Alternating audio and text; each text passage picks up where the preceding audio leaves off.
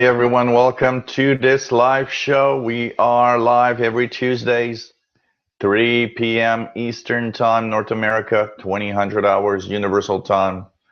And this is live tech show number 22 for March 1st, 2016. I was about to say 15, 2016. And so another month is now starting up. Incredible, all time flies. And this show is a show about, answering your questions. And you can send your questions at helpwithyourcomputers@gmail.com. That's where I answer the questions. That's where I receive the questions. And I answer the questions here for all of you out there. My name is Gilles. I'm a tech guy and I'm located in Montreal, Quebec, Canada. And of course, this show is a roughly 90-minute show where I answer your questions every week on Tuesdays around 3 p.m.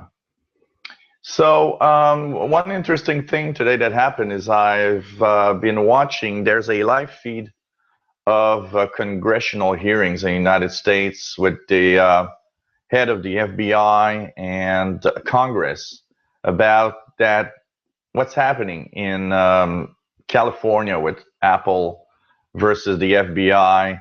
Apple says, no, I'm not going to give any reason for you to get to this phone. The FBI wants to have access. At first it was that phone. Now we know it's many phones. It's kind of interesting. The head of the FBI, for the about hour that I watched, really got it rough with people that were enough, knowledgeable enough to say, look, don't you think what you're asking is a little much? And it was very, very interesting. It's interesting to see how it works also with the Congress and everything in the United States. So we'll see what happens with that. It's a very, very interesting issue. And it's really, finding where our privacy stands, basically.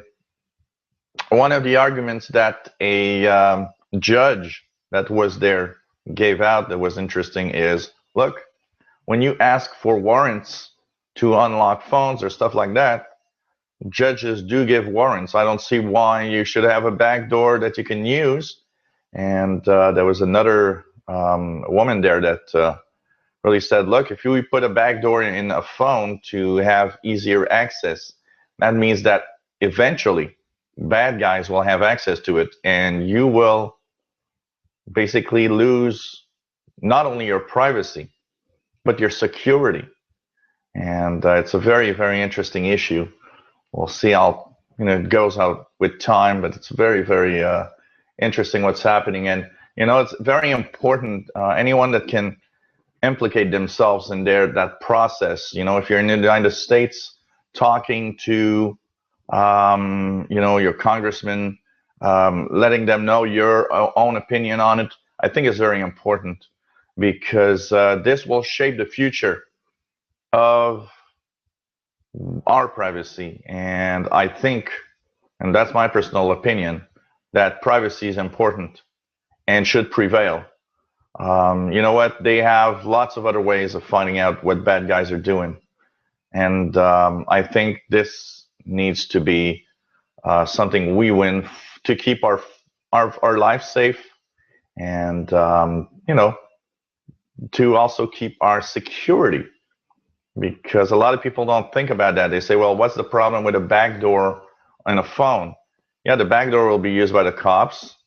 Yeah, and the bad guys also, because we all know every time there's a flaw or there's something, well, you know what? Bad guys eventually have access to it. It's only a matter of time. It's not even maybe they will. They will. It's just a matter of time before it happens. So it's very important that we keep our safety here. That's for sure. Donations, if you enjoy my shows, if you want me to expand the number of shows that I'm doing on the air and more videos and help even more, if I've helped you and it prevented you from calling the tech guy that costs money, why not think about a donation? Keeps the show on the air, helps improve the show. For example, last week we had a technical glitch. Our lighting stopped working. Part of our lighting stopped working. So I have ordered new bar lights that are extremely interesting, a little expensive, but thanks to your donations, it makes it possible to improve upon the show and make it better all the time. And of course, will not only improve the live content, but will help me even make more live content, even more shows of different interests. So why not think about it? Any amount will help. And you know what? You'll be donating to a great cause of keeping this on the air, having me help you the best that I can, and continuing on the videos that we do on the YouTube channel. So this is a PayPal account where you need to send your donations if you wish. It also keeps everything free. My basic idea of putting shows on the air is I don't want to charge for anything. I just want to be there. And if you have money or no money, or it doesn't matter, everybody can watch. And that's also the idea behind here, the shows.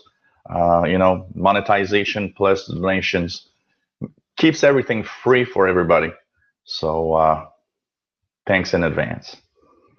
So today, what do we have? Today we have first few questions. The first one from Danny.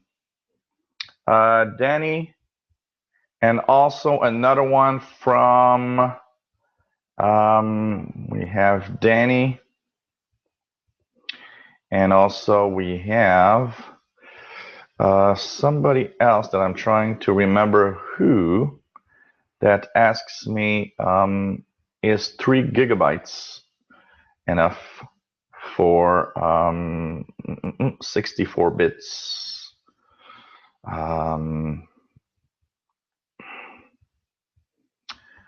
64 bits Windows 10. So here goes. First of all, Windows 10, 32 bits. And that's a question from Danny. Danny says, look, I've got a Pentium 4 32 bits. It has 1 gigabyte RAM. Will Windows 10 run on this? Okay, here's the thing. Windows 10 will run on 32-bit machines, and will run on 32-bit machines with only 1 gigabyte. And it's okay. It's going to be a little sluggish when you do things. The problem you have is the Pentium 4.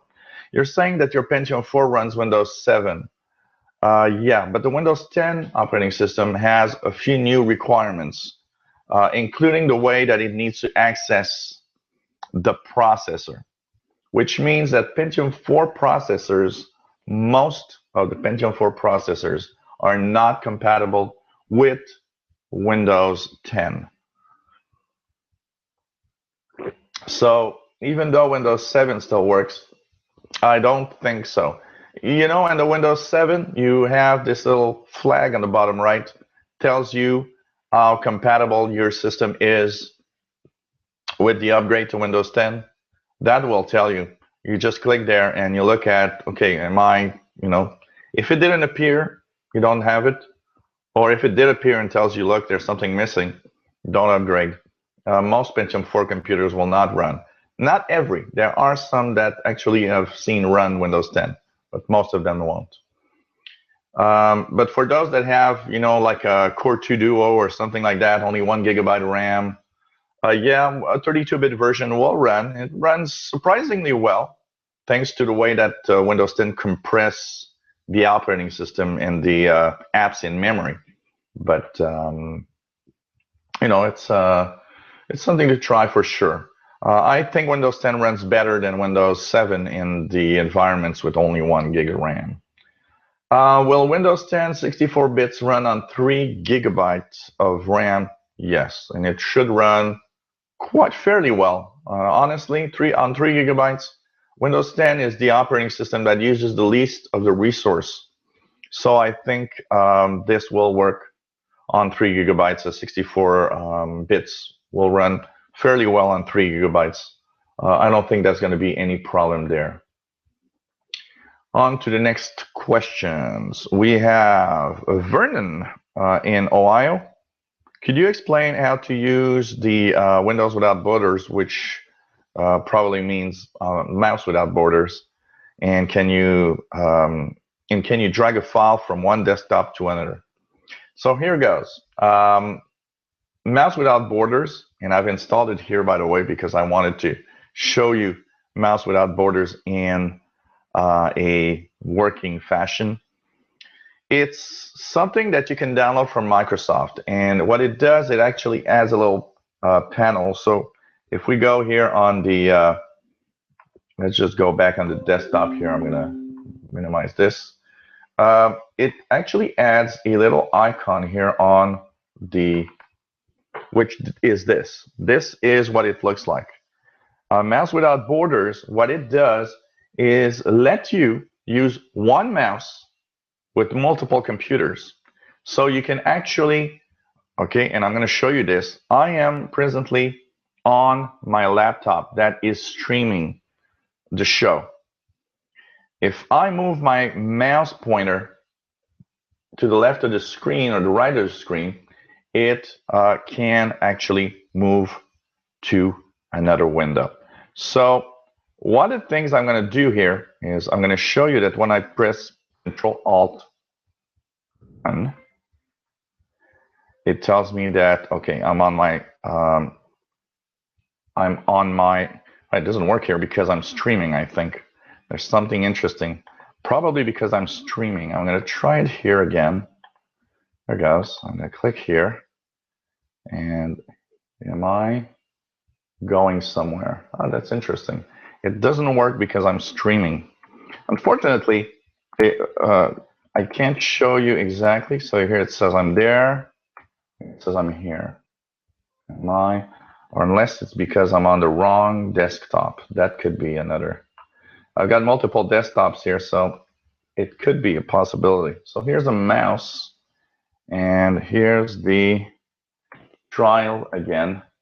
See if it tells me. Yeah. It doesn't work because of what I'm doing right now of the streaming of the show, unfortunately. But I did try it all morning, and basically, to go back to what it is, mouse without borders lets you take a mouse pointer. So you have a mouse, you use it, you send it from one computer, and there's different ways to do it. Like if you would have multiple screens, once you move on the right edge or the left edge of your screen, the mouse will go into the other computer screen. And that's why you have this situation here that shows you basically what it's doing, is because it lets you show which machines are actually working. So when I move from here, and I don't know if it's going to work, it doesn't, yeah, that's the thing here, it doesn't work.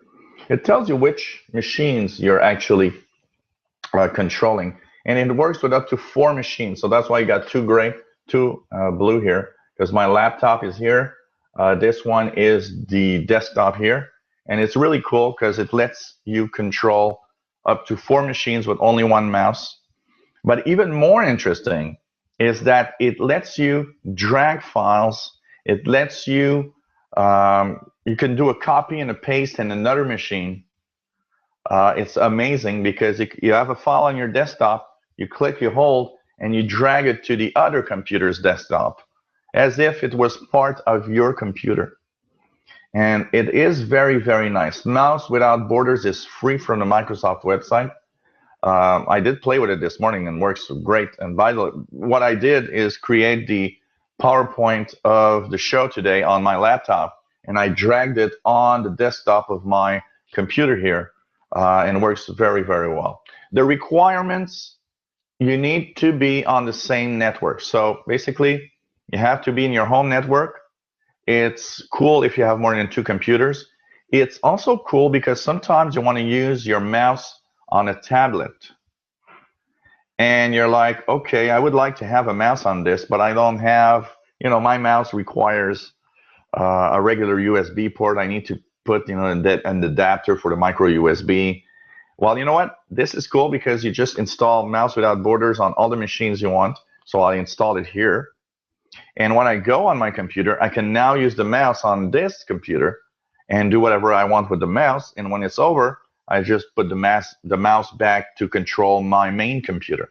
So it's very cool. And if you're on your network and you have more than one computer, especially if you have tablets like these that are only touch, it's cool because you'll be able to share your mouse from one PC to the other. So basically what happens is you'll see the screen here, but you'll control with your mouse that you usually use on your computer or your trackpad on a laptop. So it's very, very nice, and it works very well. Here it doesn't work because of the streaming that I'm doing. It probably doesn't allow me to change right now on my network, but it's very, very good. So you need to be on your network. You need to activate in your own network the sharing between computers. If you don't share between computers, it doesn't work. And what it does is that it gives you a security key that you'll have to enter on each machine. And that security key means that they're connecting between your computers and your network. Once it's connected and works, it's just going to work fantastically well. It's really, really amazing. Thanks for letting me know about this because I didn't know Mouse Without Borders. I didn't even know what it was. So thanks to you, I've downloaded and I've basically used it this morning. So it's very, very cool. Mouse Without Borders. So remember, guys, this name's really, really nice. And once it's set up right, you can drag files from one computer to the other. You can copy a text, paste it on the other computer. You can just use it as a main mouse. If you have only one mouse but multiple computers, you'll be able to share the mouse with other computers.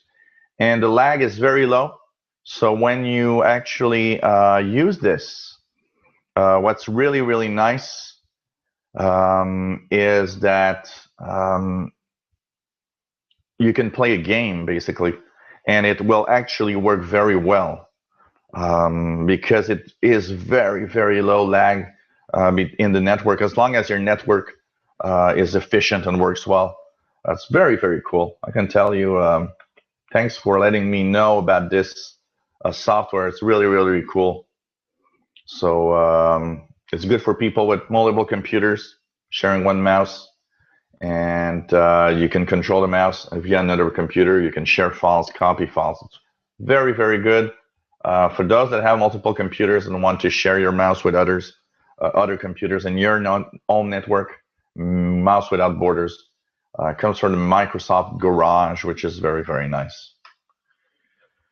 Okay, so hope it answers your question, Vernon. It's a very, very amazing little thing, and I've been having a lot of fun. But you have to set up your network. It's very important.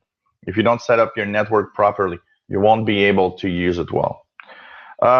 Questions from Tim Robinson, which Tim Robinson asks me if, because he has this possibility of changing his smartphone. And there's a bundled deal, which is the Lynx 8-inch Windows 10 tablet. And he's wondering if I have any hands-on experience with these tablets, and are they any good? Basically, I took a look at the Lynx 8-inch, and it really is a very close relative to my Digital 2 tablet here, basically. So for that, and also I have a question from Frank that says that he's just bought or he's just looking at buying a Dell Venue 8 Pro, wondering what I think about it. So basically the Lynx 8-inch is pretty close to this in performance, which is a Digital 2 tablet with Windows 10 on it. What I will tell you is that it is surprising. Okay, it works pretty well, and I must say that I use this tablet all the time now. I'm very, very, very happy with this tablet. The thing is just that it's not, they're not super powerful because they're limited in RAM memory. The processor in there is really the basics, but it does a good job. And because it's an SSD drive, it helps in the performance level. So for usability, this is an amazing little tablet. I can tell you that. This is an amazing little tablet. And the Lynx is pretty much the same type of processor, memory, and everything.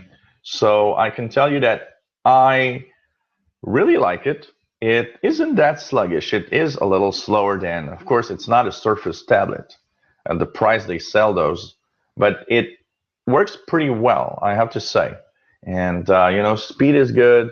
When you press an app, it comes up quite well. So here's Microsoft Edge, as you see here, and I'm already going on to Google. So for speed, it's quite cool. And the touch capability, because it's a Windows 10 machine, you do whatever you want.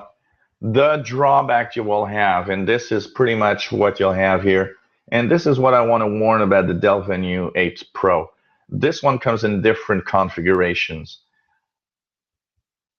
If you have only 16 gigabytes of memory, okay, the flash drive, and this is the case of this one. This is 16 gigabytes in here. The problem is, because of the Windows updates and everything you want to install, you get to a point where it tells you all the time, hey, I don't have any space left.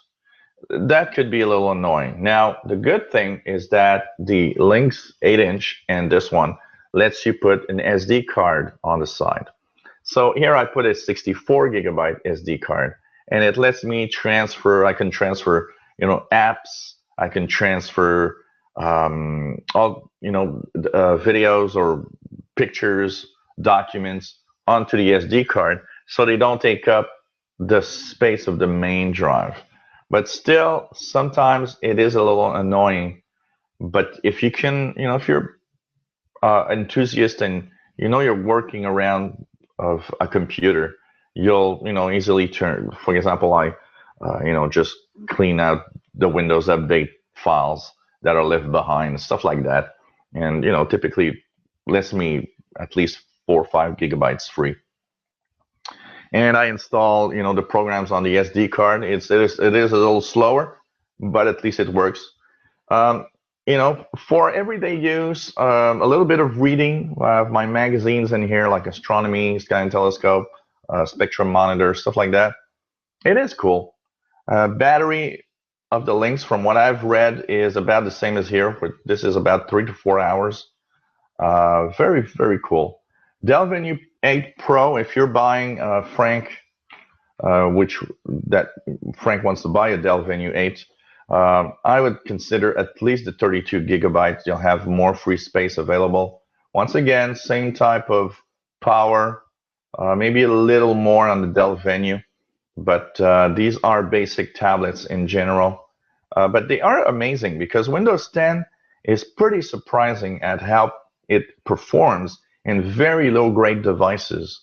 And I got to say that these are pretty cool. So check storage. If you can have 32 gigabytes or more, it's better. Screen size, of course, these are 8-inch. 8-inch isn't too bad. You know what? I do like 8-inch. If they would offer me a 10-inch, I probably would take a 10-inch. I like screens that are a little bigger, even though the device is a little heavier and all.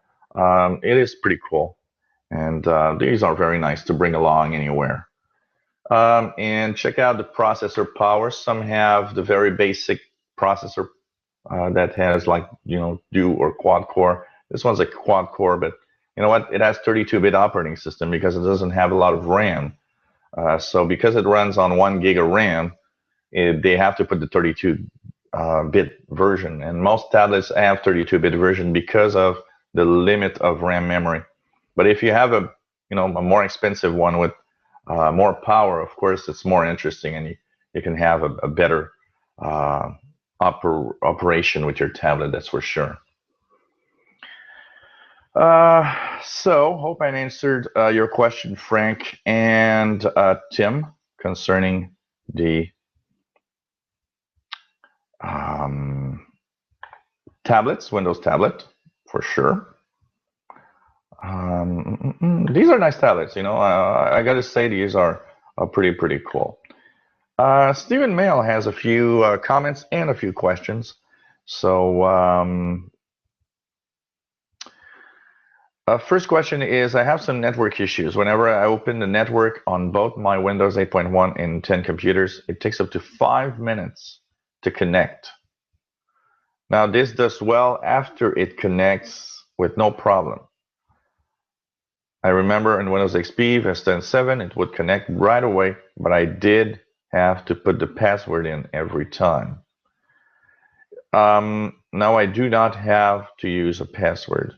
I would look at the router you're using. I would reset completely the router and do the network, the Wi-Fi network, all over again. And make sure that you're using the latest WPA2 protection or encryption, because this sounds like not your computer problem, because you're telling me you had to enter the password before. Now it doesn't, but it's long. There's something wrong in the router itself. Make sure you have it's not a Windows issue or a computer issue here. It is really a router issue. Make sure that you reset, restart. Make sure that the firmware, the little software that's inside your router, is at the latest version. I think that's important to check to make sure that connection is right. But I'm pretty sure all of that is in your router. Check it out. Reset it and redo all of the security. So you can do it manually. Some have little pieces of software, but for the most part, you can simply, type the network address of your router and press enter, and you'll get into the access page. This is my router's access page, which is a Linksys. Get into your router's access page. Go into your router's Wi-Fi settings. So here, for example, if I go into mine, I would go into wireless, and in the wireless setup, you have wireless security, and here you would have all of the passphrase for the network security. So make sure that you check it out and make sure that everything that you do is secure in that point, so that everything is okay. Redo everything because your router has some kind of issue, and your computers are take a very long time to connect to your different computers. It is an issue that is pretty common. I've seen very often in the past 10 years, where people say, well, you know what, my computer doesn't connect to my Wi-Fi network. Or it does, but it takes a very long time. It usually has to do, especially with what you're telling me, that multiple computers have problems and multiple operating system, has to do with your router. The only other thing I would think about maybe is the fact that you could have an issue with the chipsets that don't like each other, but it doesn't happen very often. So reprogram your router, and I can tell you, if you reset and reprogram, making sure you have the latest firmware and everything, I think it's gonna work fine. I think you're gonna say, okay, it's pretty cool. That's for sure. So that's what I would do. Regarding the speakers that we were talking about, it says that since all my computers are on network, even i11 syncs for the most part. There's always sync on Windows 10. Remember, I told you I bought cheap speakers for $11 at Walmart, and they were awful. This turned out to be Logitech. Yeah, it's because it's not because it's the Logitech here. It's mostly because they are $11 and were probably really cheap. So he bought some Philips speakers with a subwoofer, 10 watts per channel, and sale for $25, and they sound great. Yeah, you know what? I would almost say that if you at least take speakers that have a subwoofer, in general, even the cheapest speakers with a subwoofer sound amazingly better than any other cheap speakers that come in just a little pair of speakers, basically. That's for sure. That's for sure. Um, Another thing here is talking about, you know how the 8.1 start screen, there is desktop application and all you do is click to go back and forth. Well, on my Windows 10 full screen start menu, there's not the same option. You have to hit the Windows key. This was not acceptable to me, and I don't know who designed that new start menu with the worst all apps view.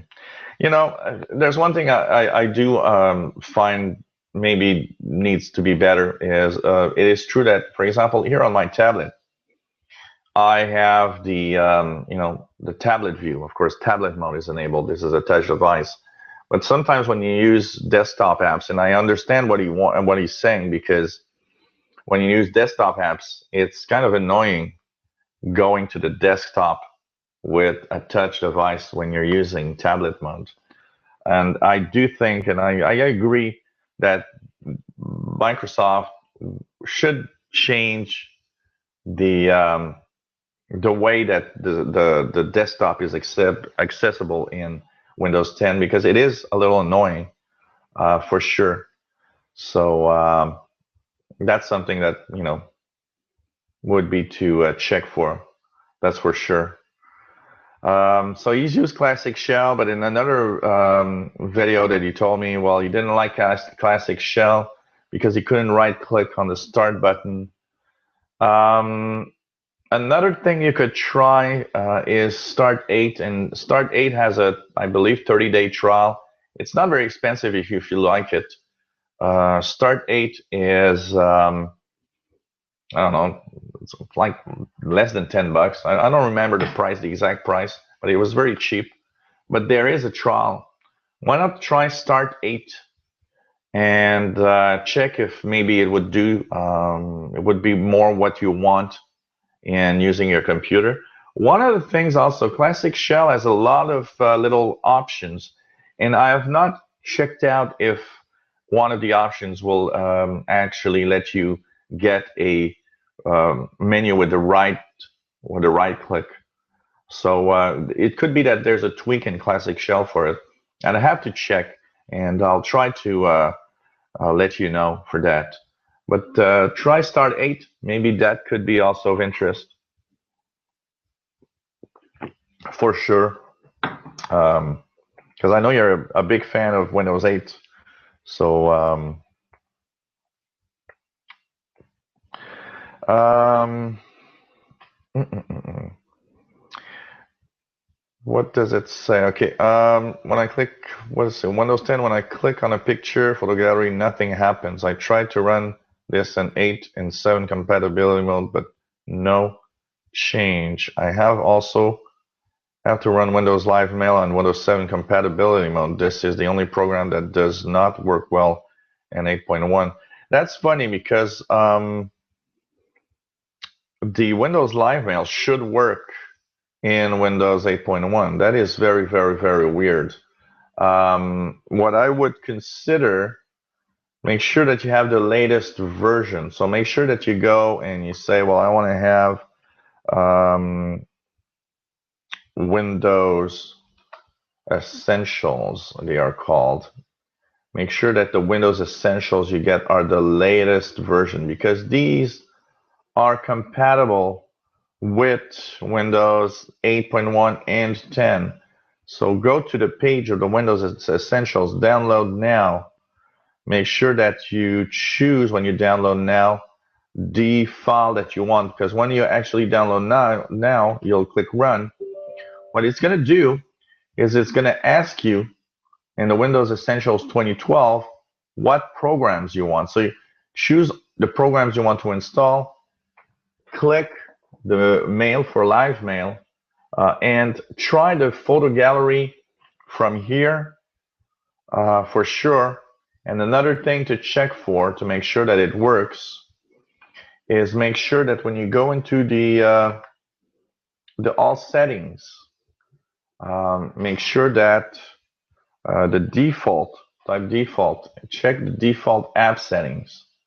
make sure that for pictures, so if we go down photo viewer, make sure that you click here and choose the photo viewer you want, because by default, I believe it doesn't change by itself to photo viewer. So you need to go to the default settings and actually go here and say, hey, click photo, the photo viewer from the Windows Live Essentials. That's how it's going to work. Make sure that you have downloaded correctly in the latest versions, for sure. So, and he's talking a lot about, blue screens. Steve had a lot of problems with Windows 10, unfortunately. It's very interesting. I have very, very little problem with my Windows 10 installs, and for most people, Windows 10 works very, very well. It's very, very interesting. I'd be curious. I'd be curious to see that. I would think there's a lot of there's some kind of drivers or something that's not working well. Today my audio shut down. Does the fact that this computer is 6 years old, Core 2, 4 GB RAM have anything to do with this? Also notice that it takes longer to boot up and shut down than my 8.1 computers. There is definitely an issue. Just the fact that it takes longer to boot up and shut down, something's not right. I wouldn't. There are a few things I would check, but you know what? I would not, at 6 years, if you never change the hard drive, I would not rule out the fact that the hard drive could start failing. That would make it much slower to boot up and shut down. It would also explain why you can make blue screens. That's also something that you can check for sure. So that's something to check definitely. Really amazing the number of problems that you've had with Windows 10. Could be a hard drive issue. Could be a lot of stuff. It's just so so complex what's happening there with Windows and the interaction with all the hardware in your computer, for sure. Hope some of these pointers will help you. And don't forget, reset your router and just do your network scratch from fresh. Give it a new name, or at least add a number. So if you're, say your network's called Brother, well, put Brother 1 so that it doesn't interfere with the fact that there was already a named. Sometimes, putting the same name and redoing the network kind of makes Windows go crazy. So, and some devices, give it a new name or just put a number next to it. You can keep the same password, but lots of the problems with connections on the network are due to the router itself. Laura's Life says, I just read that scanner report. All is clean except AMD Catalyst. Is that due to them being updated drivers? Should I do anything or leave it alone? My laptop is working, so unsure what to do. I saved the video you did on file corruption. Thank you for doing that. I trust you. If you want to use this in next week's live show, that's fine, but I'm happy with just simple reply as always. So basically what's happening, the scan now command, the SFC command, when you actually do and want to have a report and the results of your SFC command, what happens is that it will give you a lot of details, and it happens very often. It will give you error, some kind of error glitches that are in your Windows operating system. You know what? If your computer, the title says it all here. If it isn't broken, don't fix it. That's the tech guy motto. You know what? And the reason why I am more and more inclined to this is because in the first years I was a tech guy, every time I would see a little something that didn't affect the workings of the computer, but was just not normal, I would tend to fix it. Until you get to computers where it's working fine, you want to be a good guy, so you try to fix it, and a problem that took 10 minutes to fix now becomes 2 hours because you tried to fix it and it just didn't want to work suddenly because of some glitch or some problem. So what I have to say with this is, even if the report of the SFC command tells you there's a little something, if your computer is working fine, don't touch anything. Leave it as it is. It's fine and it's okay like that. That's all you need to know. That's for sure. Another question of the same order, and this one comes from Ben, says a CCleaner is giving him some error messages that, every time it tries to clean, it says that there are things that aren't correct that you need to fix. What should I do? Computer works fine. Same thing. Computer works fine. Don't listen to what these things say. You know what? One of the things you got to remember is that all of these software, they are automation. They are machines looking at things. Okay, your computer's looking at things with that software, and it's trying to file a report of, oh, maybe this is wrong, but it could be normal. It's just that this is a machine. It doesn't make the difference between one state or another. That could still be okay depending on what you do, how you use your computer, the type of drivers you have. So, no problem there. Okay. And another one here from Joseph. Joseph says, my antivirus says that I got startup issues that I need to fix. When I click, it says fixing. After about 10 minutes, it gives me error, cannot fix. What should I do? If you can, once again, computer works fine. Who cares what the antivirus says that in the startup there's some issues? Today's antivirus have a big problem. They're installing too much crap information, trying to tell you, oh, this is going to be wrong, and this software is not updated, and this is doing that. Don't listen to those software. There's a lot of crap in there. And if it works, just keep it like that. It's quite all right. Okay? Quite all right. So that's for sure. Okay, let's see now.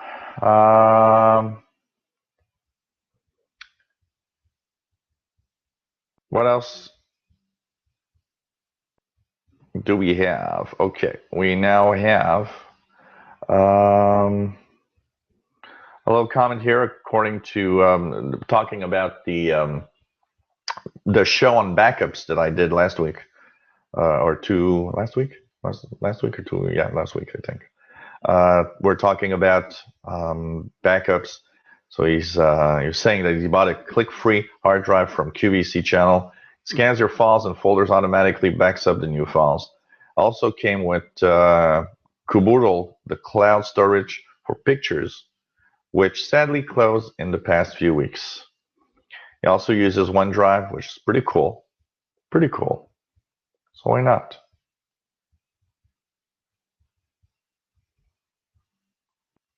That's pretty cool. As a subject I would like to cover, similar to your antivirus review, would be VPNs, the free and paid services. How good they are, easy install, and your views on each one. I use VPN 1, which is paid and seems okay. Yeah, we're going to check that. A lot of people want to use VPNs, and VPN is nice because you're, surfing the internet on a big encrypted tunnel. Nobody can see what you're doing. They are interesting. They're not all created equal. Some VPNs are better than others. Some slow you down on the internet and are dreadfully difficult. So I'll keep this, and I'll be checking out, testing some of the VPNs for sure. And Peter Sargent says, keep up the great work and advice you produce. Thank you very much, my friend. It's always a pleasure. Okay, David Hood says flight mode keeps appearing in the Action Center. Also, Windows keeps asking me to sign in when already signed in. Like your videos, hope you can continue. David and Bud Cornwall, thanks in advance. Okay, Action Center button on and off, and what he means by that is those marvelous little buttons here on the, let's just clear everything here. Okay. The buttons that we have on the right side of our screens. And one of them is airplane mode. And a lot of you have noticed that the airplane mode tends to light up sometimes. You know, if it doesn't affect your computer, ignore it. It is a glitch, a known glitch in Windows 10. I have one of my computers with Windows 10 that has that Action Center button sometimes pop up, but I'm still on the internet with Wi-Fi. It just pops up, but it doesn't really kind of work, you know. So just ignore it. It doesn't really matter much, I will say. And there are a few glitches like that for sure. Windows keeps asking me to sign in. Well, welcome to the club. This computer is always telling me sign in, sign in, sign in. But when I click the message and I go to see it is signed in, I think it is something to do with the way that it tries to connect. And sometimes it feels like it's not connected, but everything works and everything goes well. So what I would think, because some of my computers I had sign-in problems like that just disappeared at some point with some updates.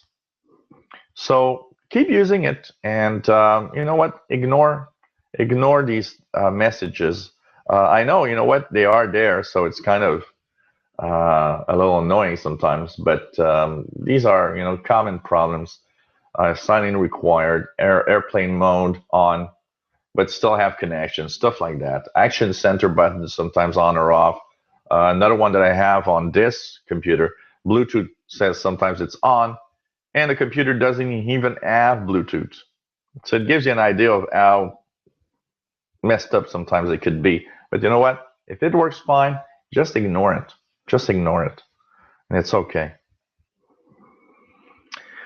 Okay, what else do we have here? Facebook login for apps and problems with that. Another one here, there's a few people here with questions with that. Stephen Mail from Aurora, Colorado, saying that he's using a app called TextNow and lets you text to the US and Canada for free. When you go to their website, there is also free calling. You have two choices, log in with an email and password or log in with a Facebook. On all three of my computers, I have had no problems with IE 11, both versions, Mozilla Firefox and Edge. When I get to either Google Chrome or Opera, when you click log on with Facebook, the window opens but nothing else happens. This has happened with other login with Facebook. I have tried this on both 8.1 and 10. I've tried to ask TextNow help desk, but they do not seem qualified to answer many questions. In fact, they wanted my computer's web IP address, which I will not give them. Have you come across this login in problem with these browsers?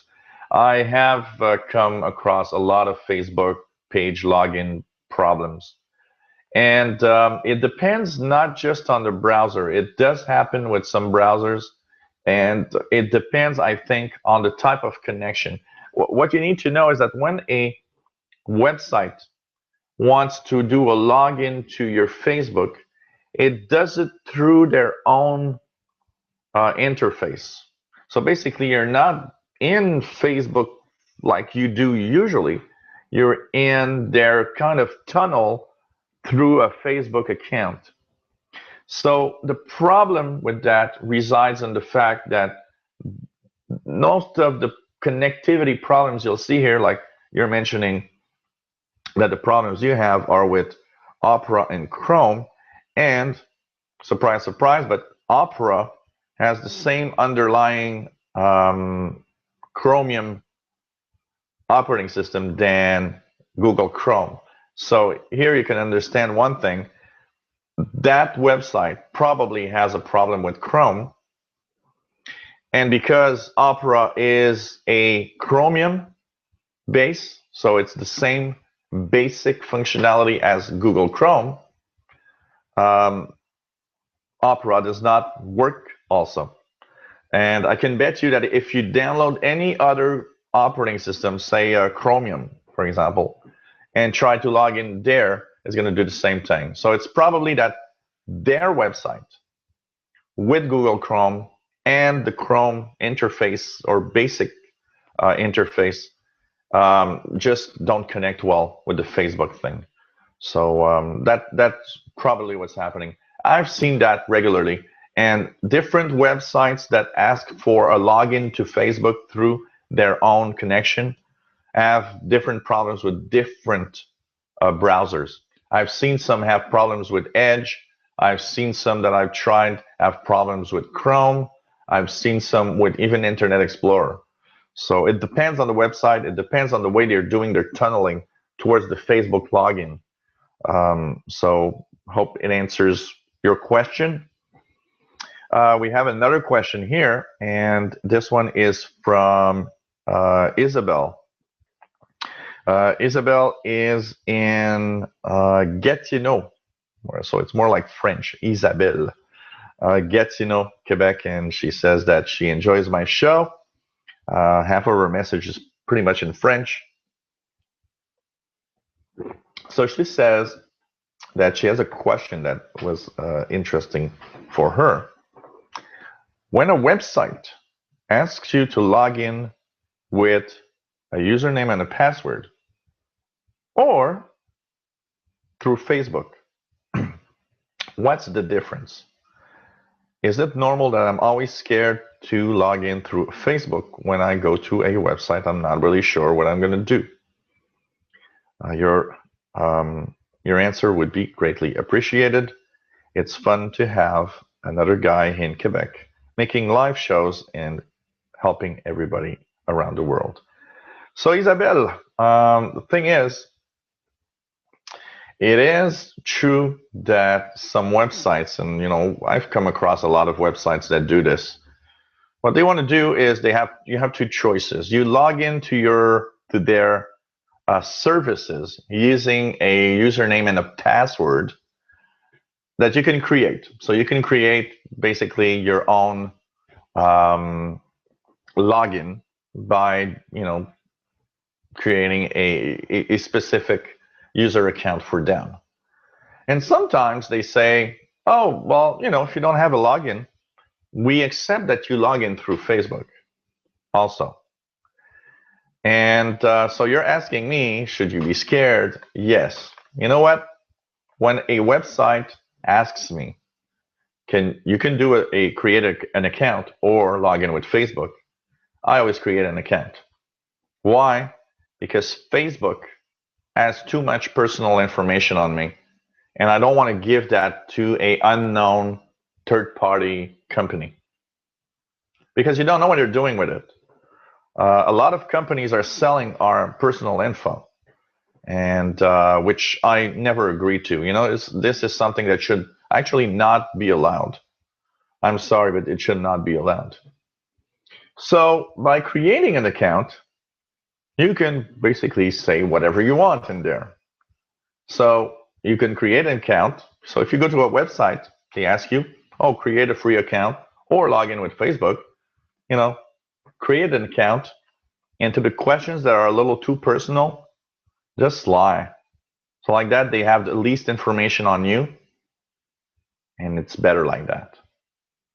I'm going to tell you, except for the most important of things that I do, I would say that for most websites that I go to that aren't super important, I lie on probably 80% of the questions they ask me, so that they have zero details of who I am. And so that's why I never log in with the Facebook account in any other way. They do that for two reasons. Because it's fast, you're going to say, oh, I got a Facebook account. Why take 10 minutes to do an account when I take 15 seconds to log in with Facebook? Yeah, but here you're giving a lot of personal information. That's not a good idea. Uh, you should never log into to an account using Facebook. If you can do it with a local account that you create yourself, it's better. And of course, some places will say, well, no, it only works if you're logged into Facebook. Well, if it's worth it for you, the services that they give you are worth it, that's okay. And she adds another question here, which is how secure are these websites with our accounts? That's the other thing, Isabel. You know what? I don't trust anybody. And I think that's the thing. If you don't want to have a bad news, if you don't want to have anything bad happen, always consider the companies on the web that you are actually creating an account with are horrible with their security. They handle security in a very, very bad way, and you should not trust anyone. If you live your life not trusting anyone on the web when you create an account, you won't have bad surprises. That's pretty much what I have to say here. Continuing with other questions.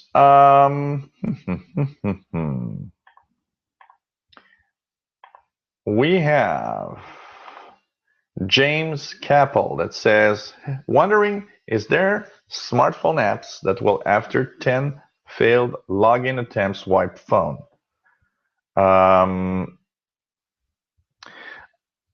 You have nothing specific. You haven't said if there's for a specific platform.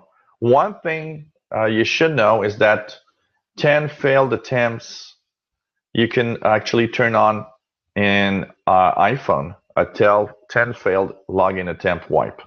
So on an iPhone, after 10 times that you've tried to access the data in the phone and unlock it, everything is wiped and the iPhone is gone. And that's part of the problem with the Apple versus FBI.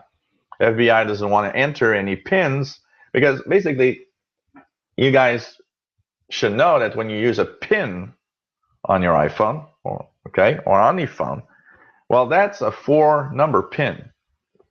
A 4-number pin means there's 10,000 possibilities. 10,000 is not a lot.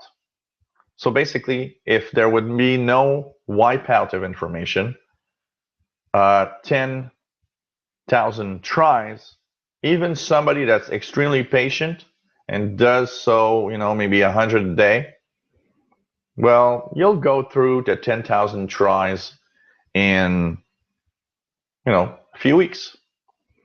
And that's why Apple implemented its own way of doing this. If you have 10 wrong tries, everything's deleted on your phone.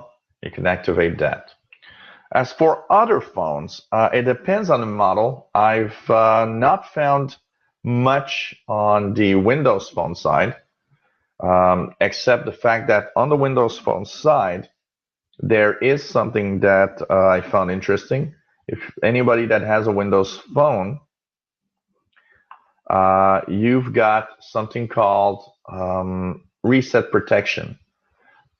Reset protection basically gives you the possibility to wipe your phone from a distance and even render your phone useless to anyone that steals it. What it asks you is that you can enter all the number. There's a IMEI or MEID, which is basically the identification that your phone has on the cell network. You can say, well, you know what? I want this to stop my phone from working. And basically, anyone that steals your phone, when you activate that, and to activate it, by the way, you have to go to your settings first in your phone to find your phone, and you have to log into the website, the Microsoft website on your Windows Phone. And there you go to accounts.microsoft.com/devices. You can activate all those securities. And what it's going to do is basically render your phone completely useless. So if somebody steals it, because the ID of the phone has been flagged as undesirable, networks will not accept it. It won't work anymore. And you can actually even say, look, if you're trying to reset my phone, it won't work. So there's a lot of things that are extra there. On Android, I know that some phones, and these are a lot of features implemented by carriers and also by the companies that make the Android phones. Some have a limit of a number of tries, but I haven't checked into any apps. You know, let's just check it out here. If we go on Google and we just say Android 10 tries erase app, or let's put security, and see what happens here. 10 attempts remain before device is detected, deleted, data is deleted, Android. So here you have a few things, you know, there are some phones. I've seen one with Nexus 5. Can this be turned off? So it means that Android actually has this already implemented in it, because somebody is asking, how do you turn it off here? So it means that Android already has that. It's an Android security feature also. So basically, it's almost only Windows phones that doesn't have that possibility yet, but that can still be done, basically. Another question that I have here from Frank again, that says, I was wondering if Windows phones encrypts data, like Apple's. These are very unique features. A lot of the phones don't encrypt data because it slows them down a lot. So most phones from most Android and Windows phones will not encrypt the data, so that's not to slow down the computer, the phone itself, basically. So oops, that's pretty much the answer I've got for that, for sure. Okay.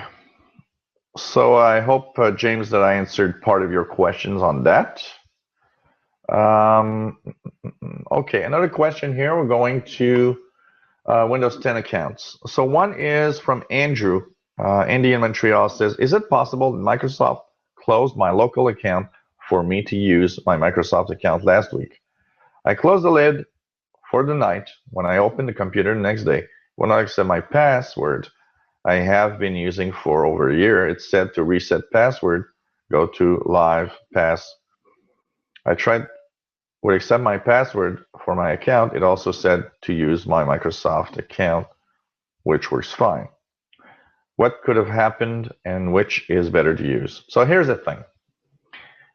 One of the problems I see with Windows 10 on different computers, when people use local account and Microsoft account, first of all, the difference.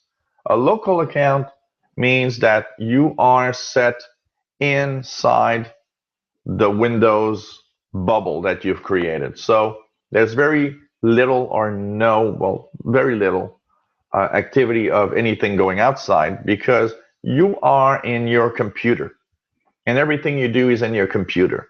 A Microsoft account, everything you do is in a computer linked to the Microsoft website or the Microsoft servers all the time. So when you log in, it can synchronize data. So if you have a local account, usually there's no synchronization between devices. You have a Microsoft account that enables cloud, like OneDrive, enables synchronization of stuff between the computers. So when your login account doesn't work, I sometimes suspect, and I've seen it happen a few times, that your local account converted to a Microsoft account without your knowledge. And it is easy for it to happen without your knowledge. For some reason, Microsoft just does it. So, for example, say that you've gone to the Hotmail website through Edge. or use a Microsoft account you have in an app of some, an app at the store. What happens, the Windows operating system, Windows 10, tends to say, oh, you've got a Microsoft account. Why are we in a local account? Let's shift. And usually it happens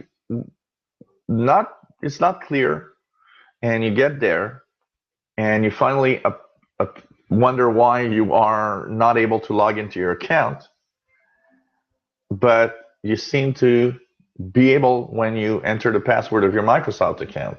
That's because there was a transition that was done. You didn't notice, and you were moved to a Microsoft account without pretty much you noticing it.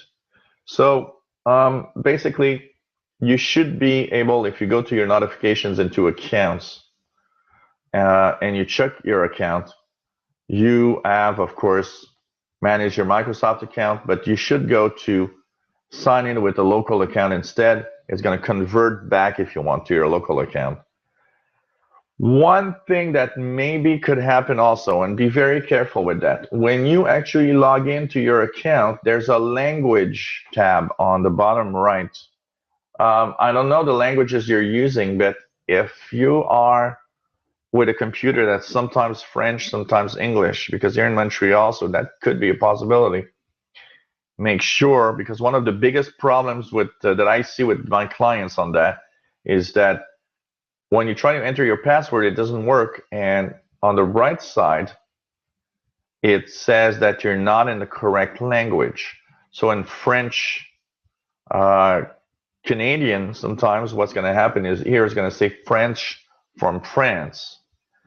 The problem is that the keyboard on French from France is different than the keyboard on French Canada. So when you type your password, it doesn't type the right letters. So you can't log into your local account because it happens. And this is probably one of the features that I've got a lot of calls from people with Windows 10 computers. They call me back and they say, hey, I can't log into my computer anymore. And I tell them, okay, on the bottom right, does it say French Canada or French France? There's a difference. So there are a few things that could have happened with that. Microsoft does not delete local accounts. That's for sure. They're never going to mess with your local account. What happens is what I'm just telling you now. If you log into an Hotmail account, it will try to convert your account to a Microsoft account and move it there.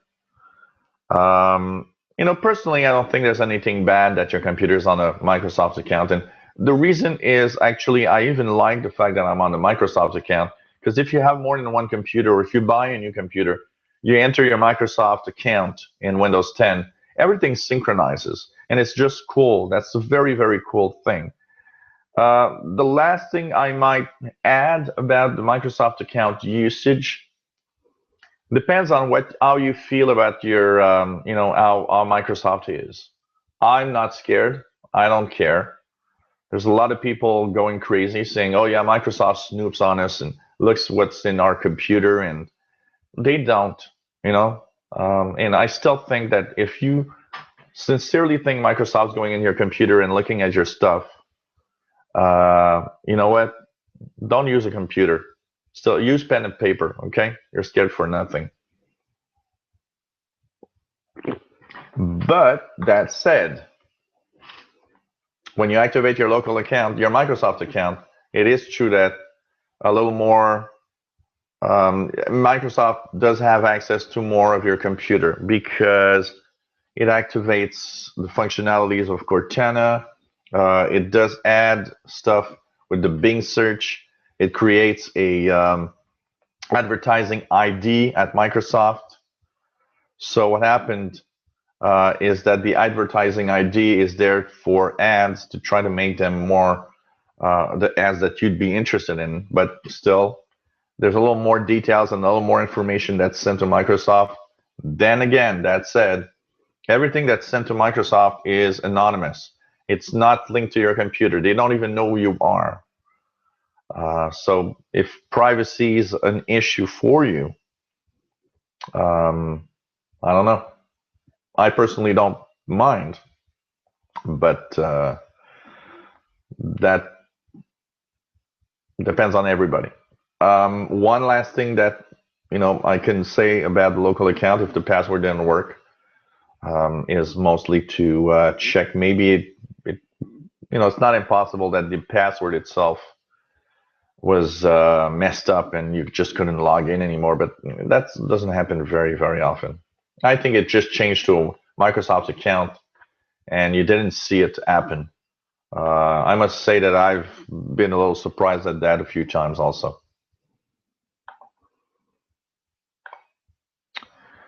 Okay, what else do we have here?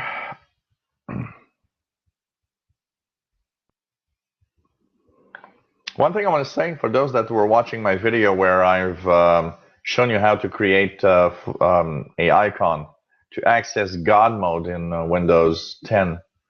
A lot of you saying, oh, it's different for this, different for that. It isn't. But the problem is that it seems that a lot of you have been telling me there's more characters. There's an added character in the string of characters on the video when you guys copy and paste. And that's funny because I don't have any problem personally with that. And that's very, very, very weird. So, oh, Alexander. Alexander was the one who sent me the question. It says, wondering whether 3 gigabytes of DDR2 RAM is enough to run 64-bit versions of Windows. Yes, it's enough. And no, go ahead. Go ahead to the 64-bit version for sure. Don't install 32 bits because 32 bits will also lower the number of the amount of RAM available.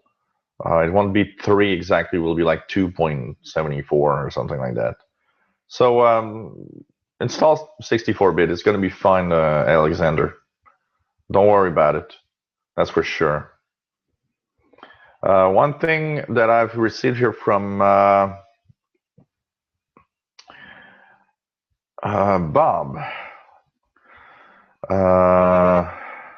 says, to the Voice of Canada, love your shows and tips. Very informing. Wanted to inform you about beta Malwarebytes ransomware app. Yeah, I did see that. After I've seen your message, I did look at the Malwarebytes forum. It does seem that there's a what we call a false positive. For those of you that didn't know, there's a beta version of what's called a ransomware app from Malwarebytes that's now available. But it seems to flag Office 365 apps and render them completely useless. And that's something, unfortunately, that is apparently a known issue with Malwarebytes. So that's something to check for. Make sure that you don't install it if you have Office 365, at least for now. And that, you know what? That's the thing. The beta version of a app or a program, always remember that when you go and install a piece of software and it says beta version, that means it's unfinished. There could be bugs. There could be problems. That's like, the insider preview of Windows 10. It's unfinished software. Something bad could happen. So thanks for the message, though, to warn everybody.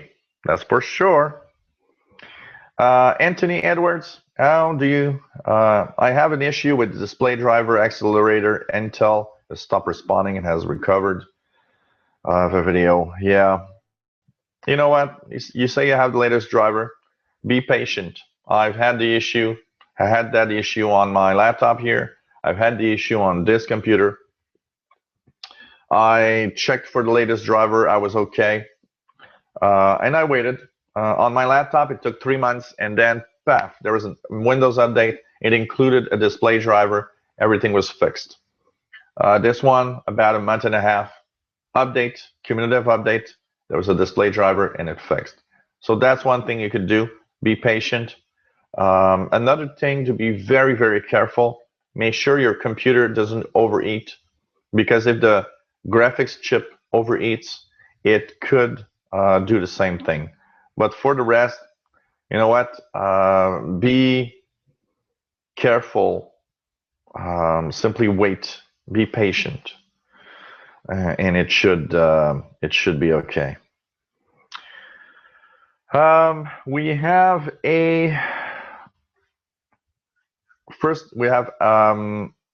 Alan Luffman that says, would you consider doing a series on NAS units or network attached storage for beginners? Yes, I'm keeping that as an idea, and eventually we'll have something about network attached storage, which is a very interesting issue, by the way. Okay, we have Steve that is in Ohio. And Steve says, okay, here's the thing. Why is Cortana always telling me that I have to go into the settings because it doesn't work and I can't seem to find what's wrong? Yeah. Cortana often does that when it doesn't have the correct language settings. So when you go into the settings, so let's go to the Cortana settings. Okay, Cortana tells you something is wrong.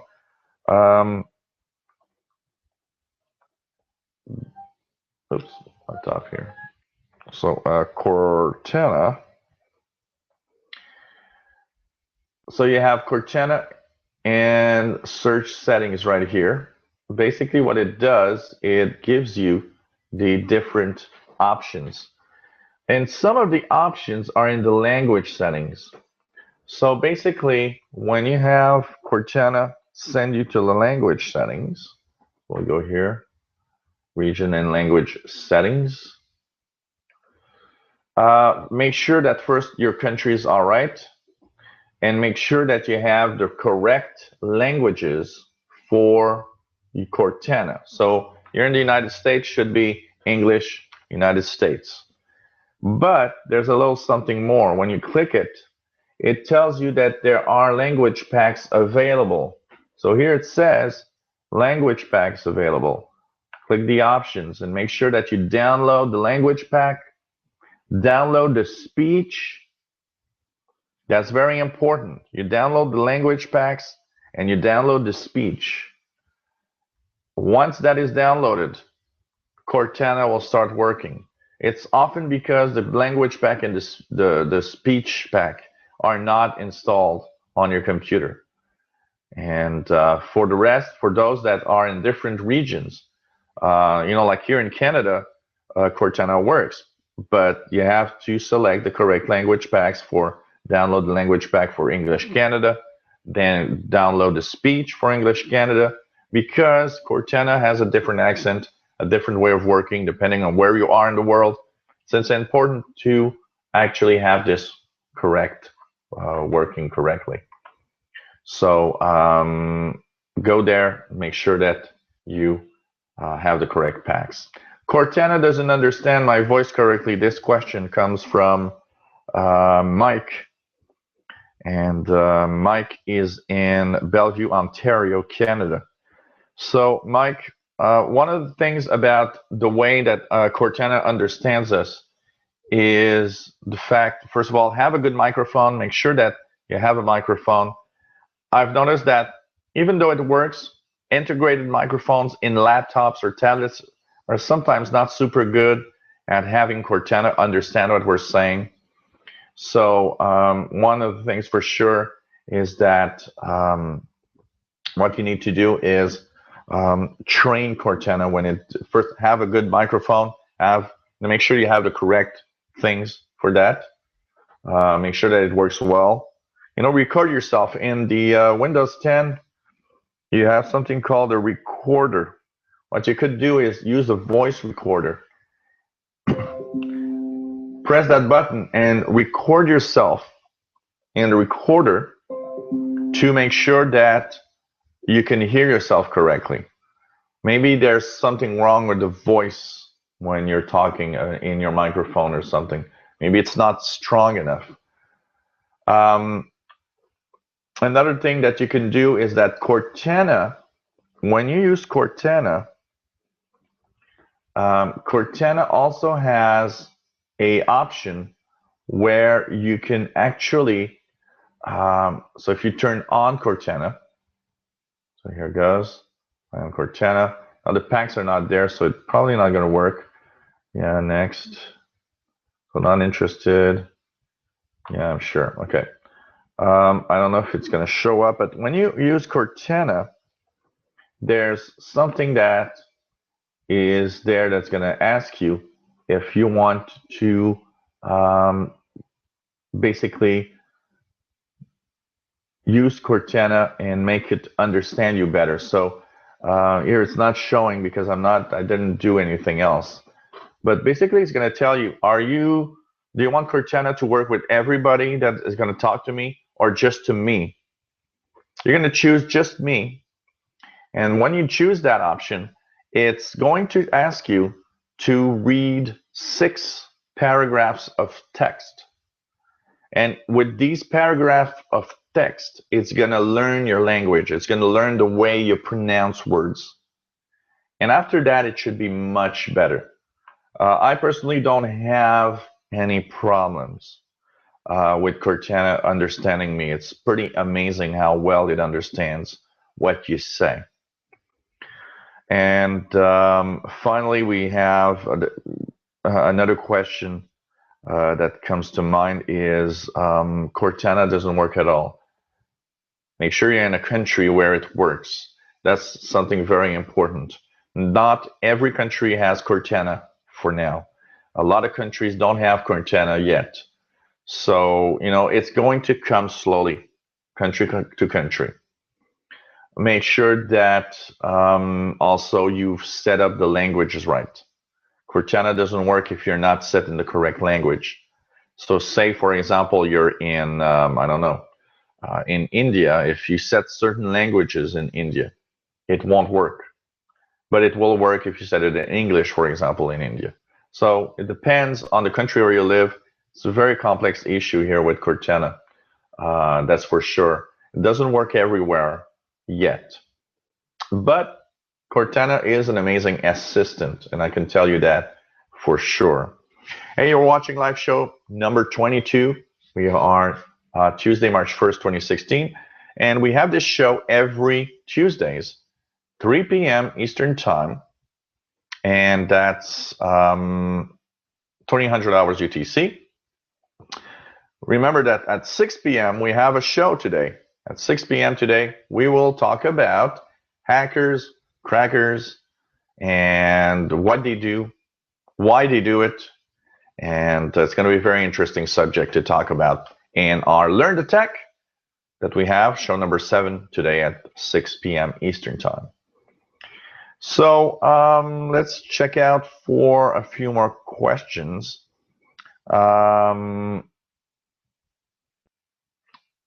We're going to answer this last question from Smojo. Smojo says, what is the best security to have in your computer? Thanks. Love the show.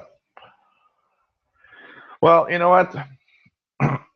The thing about security is that before you think about what is the best security on your computer, the best security on your computer is the way you use your computer. It's very simple.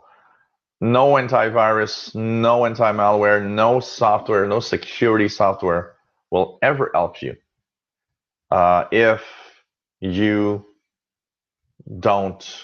if you aren't careful with what you do on your computer. That's very important. So what you need to do is, first of all, be careful where you go, the searches you do. Things like, torrents and illegal downloads of movies and stuff is always complex and dangerous. So that's one of the things that you have to be careful about. As for security itself, you know what? If you are careful, pretty much anything goes, except a few exceptions. One of the things I would say to you is to look at my channel and follow my videos. I am in the process of making right now an evaluation of all the antivirus, anti-malware software out there. So one of the things that you need to check for is check my videos. And in the next week, I'll have a top 5 best free and paid antivirus. And I'll be talking about this probably next week on the show, where we'll, of course, be checking out the best antiviruses. It's very unequal. I've been amazed at the results that I'm getting with antivirus software lately. How unequal it is from one to the other. That's for sure. So check it out and check my show next week. We're going to talk a little more about that for sure. One last little email. Tim Robinson says, "Hey, Joe, happy to see you are well, my friend. I finally got around to the fresh install of Windows 10, and boy, I wasn't expecting the troubles I had. Install actually went flawlessly, but once installed, it was almost unusable. Nothing would work properly. I installed Power ISO, which I use often. The virtual device driver would not install at all. Also, I had a problem with DirectX. It totally refused to install. I mean, earlier versions of DirectX, which had files I needed to run my games. Eventually, I had to install DirectX from the game disks I have, and that seemed to work. I don't know why, but I experimented with enabling Windows built-in admin account to install Power ISO, and surprisingly, that worked. Maybe my own admin account wasn't properly allowing Elevation to install virtual device drivers. Anyway, I'm almost fully up and running now. A few tweaks yet to do, migrating a few things away from SSD and other stuff. Loving Windows 10, even after the problems after with clean install. All the best wishes." You know what? That is always something that I wondered every time I installed Windows on my own machines. You install it 5 times, 6 times, 7 times. Every time's okay. Then you come to that time you install it and all hell breaks loose and your computer just doesn't work well. And you're like, what the hell is happening here? And you're just so surprised because it always went well. And it suddenly doesn't. That's sometimes mysterious, and I think it has to do a lot with, it's computer code, and I don't know, sometimes it installs drivers or something, and it just suddenly goes into this other road in the install that is a problematic road all the time. That is weird. And you know what? It's not unique to Windows 10, what you just experienced. I've seen that with Windows 7, Windows 8, Windows XP. It's just some very weird way that sometimes it happens. And it's just weird sometimes. You just don't understand why. About that elevation of privilege, one of the things in Windows 8 and 10 is that your admin account is not as high privileged as Windows XP, for example, would give us admin accounts. There are some, we're kind of a lower account in that admin account that we were before, and it all has to do with the security of Windows 10. So I would, it's not supposed to happen, especially with the program you're installing. It shouldn't be a problem, but for some reason, something happened there. And maybe you've got a key here to why your system didn't go well also. If you had to do that with Power ISO,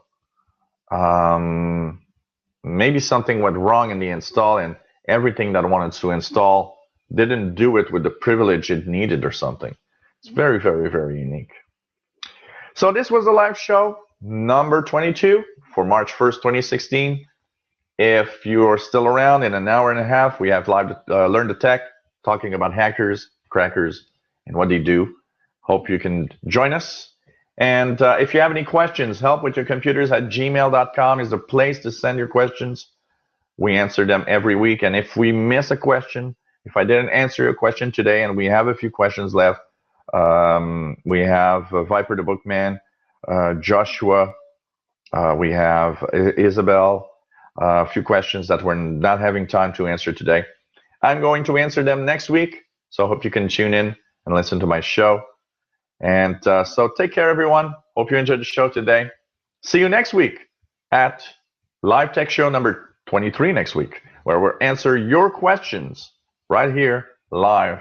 Don't forget, even during the week, you send your questions to helpwithyourcomputers@gmail.com. Take care, everyone. It's nice having you on board as usual. Bye-bye.